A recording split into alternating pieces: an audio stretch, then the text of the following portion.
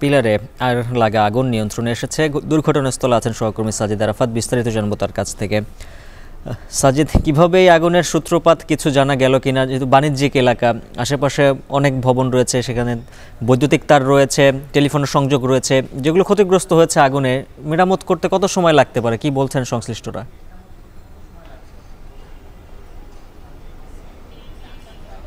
উজ্জ্বল, যে বিষয়টা আপনি বললেন, আমরা জানতে পেরেছি রাত 10:30টার কিছু পরে রাজধানীর মতিঝিলে যে সিনেমা হল রয়েছে তার ঠিক পাশেই বৈদ্যুতিক যে পিলার, সেই পিলারে আগুন লাগার ঘটনা ঘটে।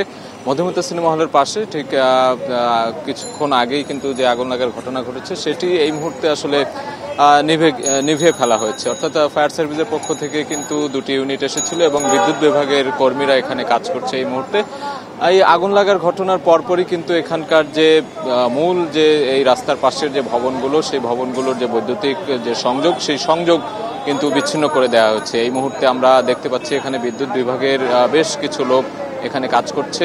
শুধু যে বৈদ্যুতিক তার ছিল তা নয়, তার সঙ্গে কিন্তু ডিশের লাইন বলি কিংবা ইন্টারনেটের লাইন, সেই সংযোগগুলো কিন্তু এখানে ছিল, সেগুলো কিছুটা বিঘ্নিত হয়েছে কিছুক্ষণের জন্য।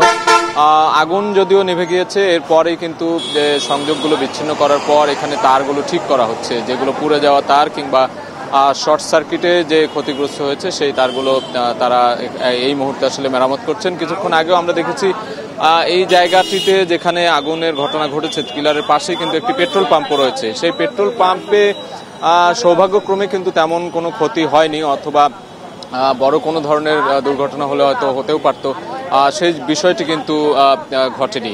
অর্থাৎ একটি পিলারেই এই আগুন, শুধুমাত্র আগুন লাগার ঘটনাটি ঘটেছে। যদিও বলছেন যে বড় কোনো বিপদ ঘটতে পারত, সেটি ঘটেনি।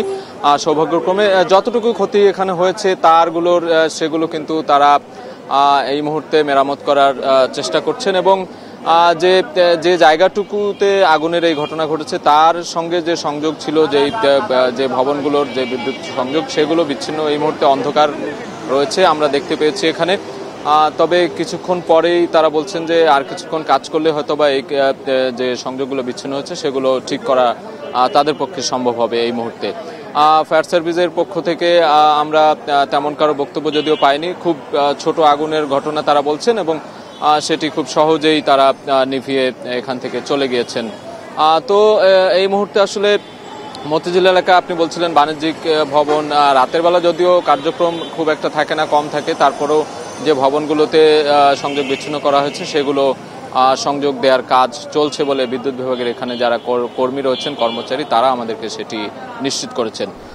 তো এই ছিল আমার কাছে এই মুহূর্তে সবশেষ খবর। উজ্জ্বল।